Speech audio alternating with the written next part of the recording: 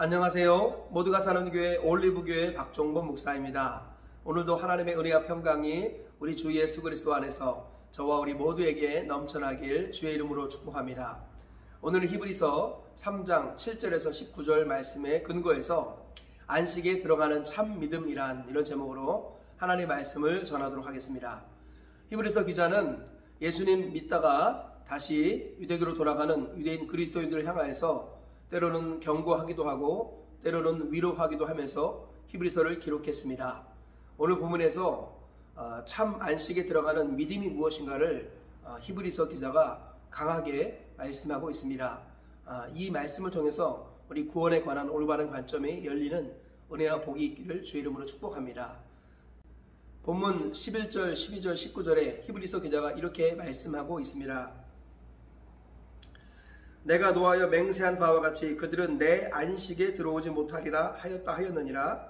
형제들아, 너희는 삼가 혹 너희 중에 누가 믿지 아니하는 악한 마음을 품고 살아계신 하나님에게서 떨어질까 조심할 것이요. 이로 보건대 그들이 믿지 아니함으로 능히 들어가지 못한 것이라.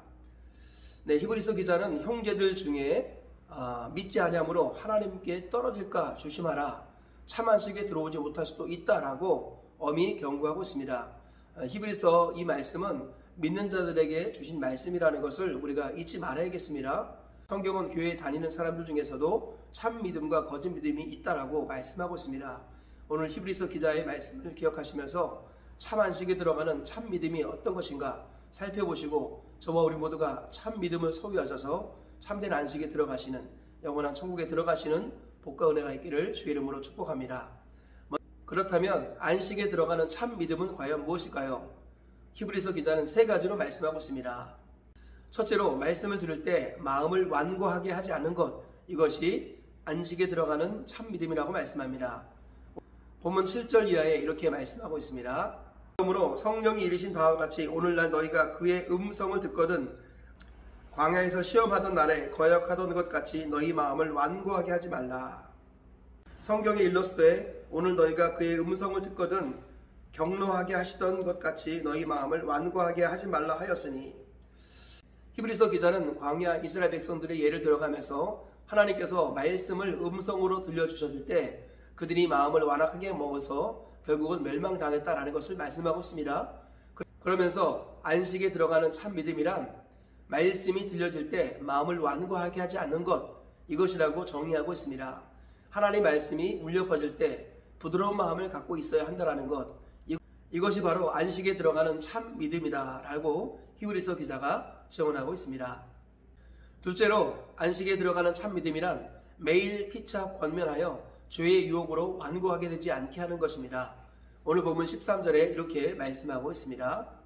오직 오늘이라 일컫는 동안에 매일 피차 권면하여 너희 중에 누구든지 죄의 유혹으로 완고하게 되지 않도록 하라.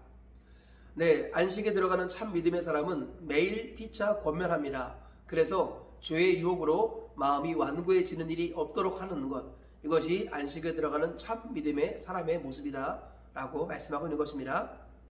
셋째로 순종하지 않는 마음을 다스려서 순종하게 하는 것, 이것이 참 안식에 들어가는 참된 믿음이다 라고 증언하고 있습니다. 본문 17절과 18절에 이렇게 말씀하고 있습니다. 또 하나님이 40년 동안 누구에게 노하셨느냐? 그들의 시체가 광야에 엎드러진 범죄한 자들에게가 아니냐? 또 하나님이 누구에게 맹세하사 그의 안식에 들어오지 못하리라 하셨느냐? 곧 순종하지 아니하던 자들에게가 아니냐? 네, 이스라엘 백성들이 40년 동안 광야 생활하면서 대부분이 많은 사람들이 광야에서 멸망받았습니다. 히브리서 기자는 그들이 바로 누구냐? 순종하지 않는 자다라고 말하고 있습니다. 안식에 들어가는 참 믿음이란 말씀을 듣고 순종하는 것입니다. 순종이 곧 믿음이다. 이렇게 말씀하고 있습니다. 오늘 이 말씀에 근거해서 세 가지 교훈을 살펴보도록 하겠습니다. 첫째로 선포되는 말씀을 나를 향한 하나님의 음성으로 들어야 한다라는 것입니다. 오늘 본문에서 히브리서 기자는 오늘날 너희가 그의 음성을 듣거든 너희 마음을 완고하게 하지 마라, 이런 말씀들을 하지요. 하나님께서는 말씀을 음성으로 들려주시는 분입니다. 오늘날 어떻게 음성으로 들려주실까요? 선포된 말씀이 하나님의 음성의 말씀입니다. 하나님은 대리자를 통해서 말씀하시는 분이죠. 그래서 옛적에는 선지자들을 통해서 말씀하셨고 마지막 때는 예수님을 통해 말씀하셨고 또 예수님 이후에는 사도들을 통해서 사역자들을 통해서 우리 주님은 변함없이 말씀하십니다. 그리고 성령의 역사를 통해서 하나님이 세우신 사역자들을 통해서 하나님은 오늘도 우리에게 말씀하고 계십니다. 하나님은 날마다 그의 말씀을 우리에게 음성으로 들려주신다라는 것입니다. 그러므로 안식에 들어가는 참 하나님의 사람은 하나님의 말씀을 하나님의 음성으로 듣습니다. 특별히 주의 종 사역자를 통해서 선포된 말씀을 나를 향한 하나님의 음성으로 듣습니다. 그럴 때 죽은 자가 살아나는 것입니다. 죽은 자들이 하나님의 아들의 음성을 들을 때가 오나니 곧 이때라 듣는 자는 살아나리라. 하나님의 아들은 예수님이시죠. 예수님은 하나님이십니다. 하나님의 아들이신 예수님의 말씀이 우리에게 음성으로 들려질 때 그때 우리 영혼이 살아나게 되는 것입니다. 하나님의 말씀은 살아있고 활력에는 좌우의 날선 어떤 검보다도 더 예리합니다. 하나님의 말씀이 선포되어질 때 그 말씀을 나를 향한 하나님의 음성으로 우리 주님의 음성으로 들을 때 그 말씀이 우리 가운데 들어와서 우리를 치료하고 우리를 변화시키고 우리를 고치는 것입니다. 하나님의 말씀이 능력으로 나를 살리는 말씀으로 다가오기 원한다면 나를 향한 선포된 말씀을 하나님의 음성으로 들어야 한다라는 것입니다. 그럴 때 우리 죽은 영혼이 살아나고 잠자는 영혼이 깨어나고 앉아있는 영혼이 일어나게 되고 멈췄던 영혼이 달려가게 되는 것입니다. 우리 주님께서는 선포된 말씀을 나를 향한 하나님의 음성으로 들으라. 오늘 이렇게 우리에게 말씀하고 있습니다. 오늘도 주의 종 사역자를 통해서 또는 이 시간 저를 통해서 또는 여러분 각자 교회의 목사님을 통해서 하나님께서는 말씀하십니다. 그 말씀을 여러분을 향한 나를 향한 하나님의 음성으로 들으시기를 축복합니다. 그래야 해서 영혼이 살아나고 하나님께서 주신 하늘의 생명이 우리에게 공급되는 하나님의 역사가 있기를 주의 이름으로 축복합니다. 둘째로 매일 피차 권면해야 믿음을 지킬 수 있다라는 것입니다. 오늘 히브리서 기자는 매일 피차 권면하여 죄의 유혹으로 완고하게 되지 않도록 하라 이렇게 권면하지요. 하나님의 말씀이 울려 퍼질 때 마음이 완고해지는 사람의 특징이 뭐냐면 매일 피차 권면하지 않는 사람이다 라는 것입니다. 즉 매일 모이지 않는 사람은 말씀이 내 마음속에 울려 퍼질 때 완고해진다라는 것입니다. 그래서 옥토밭이 아니라 길가밭, 돌짝밭, 가시밭 마음이 되는 것입니다. 그래서 열매를 맺지 못하고 교회 안에 머물러 있지만 어리석은 다섯 처녀처럼 등불은 들고 있을 때 기름을 준비하지 못한 인생이 되는 것입니다. 교회 안에 머물러 있지만 달란트를 땅바닥에 묻어두거나 수건으로 싸두는 이런 어리석은 인생이 되고 만다는 것입니다. 마지막에는 슬피 울며 이를 갈미 있을 것이라 주님이 말씀하셨다는 것을 잊지 말아야겠습니다. 하나님께서는 우리가 교회 매일 피차 권면하지 않으면 우리의 마음이 완고해진다고 경고하고 있습니다. 믿음을 지키는 실제적인 방법이 무엇입니까? 매일 피차 권면해야 한다는 것입니다. 그래서 초대교회 하나님의 백성들은 매일 성전에서 모이고 집에서 모이고 그들은 매일 피차 권면하여서 그들의 마음이 죄의 유혹으로 완고해지지 않도록 서로 깨어있게 했다는 것입니다. 히브리서 10장 23절 이하의 말씀에 근거하면 모이기를 패하는 이 세대의 습관을 따라가지 아니하고 그날이 가까움을 볼수록 더욱더 모이기를 힘썼고 모여서 서로를 돌아보며 사랑과 선행을 격려했다라는 것입니다. 그랬을 때 믿음을 지킬 수 있다라고 성경은 말씀하고 있습니다. 교회라는 말 자체가 구원받은 사람들의 모임입니다. 모임이 약화되면 교회가 약화되는 것입니다. 모임이 약화되면 믿음이 약화되는 것입니다. 모이기를 패하면 이 세대를 따라가게 되어 있습니다. 우리 주님께서는 우리가 믿음을 지키기 위해서 안식에 들어가는 참 믿음을 지키기 위해서 매일 피차 권면하라고 말씀합니다. 그리하여서 사랑과 선행을 격려하고 우리가 하는 선한 일들을 중단하지 말라고 말씀하십니다. 그리고 우리의 마음이 완고해지지 않도록 깨어있으라고 말씀하십니다. 이 모든 방편이 매일 피차 권면하는 것입니다. 두세 사람이 내 이름으로 모인 곳에는 나도 그들 중에 있느니라.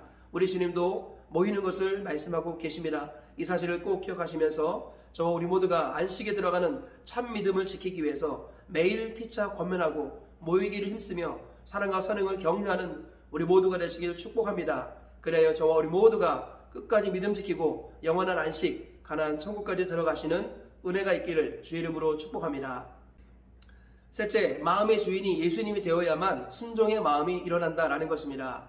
우리 주님께서는 이루 보건대 그들이 믿지 아니함으로 안식에 들어가지 못했다라고 말씀합니다. 순종하지 않는 것이 믿지 않는 것이다 라고 말씀하는데요. 순종하지 않는 이유는 마음이 완고해지기 때문이지요. 이 완고한 마음이 부드러운 마음으로 바뀌려면 제일 먼저 중요한 것이 무엇입니까? 다시 한번 주인이 바뀌어야 된다는 것입니다. 믿음이라는 것은 마음으로 부활하신 예수님을 주인으로 모셔드리고 그것을 입술로 고백하는 것입니다. 내가 만일 내 입으로 예수를 주로 시인하고 하나님께서 그를 죽은 자 가운데서 살리신 것을 내 마음에 믿으면 구원을 받으리라. 구원이라는 것은 마음에 있는 주인을 바꾸는 것입니다. 나 자신이 주인이 아니라, 재물이 주인이 아니라, 마귀가 주인이 아니라, 세상의 쾌락과 즐거움이 주인이 아니라 예수님이 주인이 되는 것, 이것이 구원인 것입니다. 우리의 마음이 완악해지고 강박해진다면 내 마음의 주인이 바뀌고 있는 것입니다. 다시 세상의 주인이 되고 재물이 주인이 되고 나 자신이 주인이 되어가고 있는 것입니다. 그래서 구원은 사건이 아니라 여정이라고 말씀드렸지요. 구원은 한두 번의 사건으로 말미암아 완성되는 것이 아닙니다. 구원은 신학자들도 말했지만 서정이고 여정인 것입니다.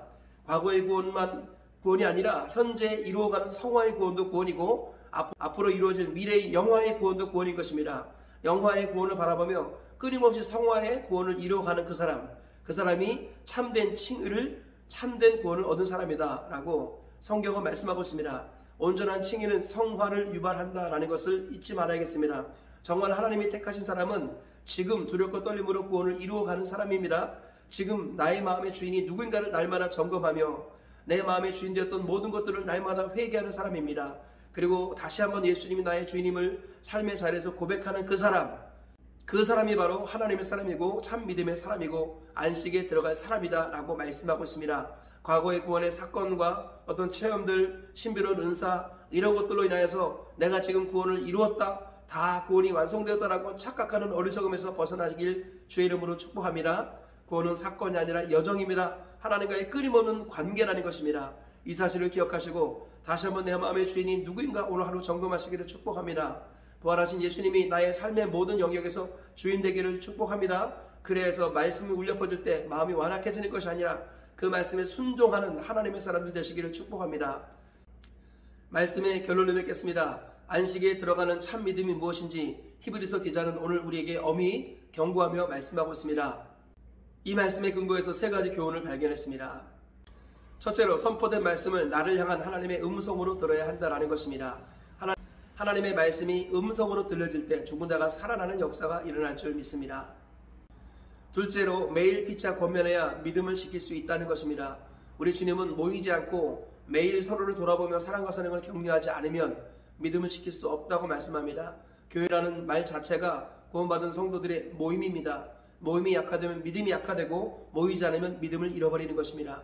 날마다 모이기를 힘쓰시고 매일 피차 권면하여서 마음을 지키시고 믿음을 지키시는 우리 모두가 되시기를 축복합니다. 셋째로 마음의 주인이 예수님이 되어야만 순종의 마음이 일어난다라는 것입니다. 구원은 사건이 아니라 여정이고 이벤트가 아니라 관계입니다. 날마다 끊임없이 주님과의 관계를 점검하며 예수님이 나의 주인이심을 매 순간 삶의 모든 영역 속에서 고백하시길 축복합니다. 그래서 예수님이 주인 되어서 순종의 마음이 일어나는 우리 모두가 되시고 자발적으로 순종하여서 믿음을 지켜나가시기를 축복합니다. 오늘 세 가지 말씀 기억하시면서 끝까지 믿음 지키시고 참 안식에 들어가시는 우리 모두가 되시길 주의 이름으로 축복합니다.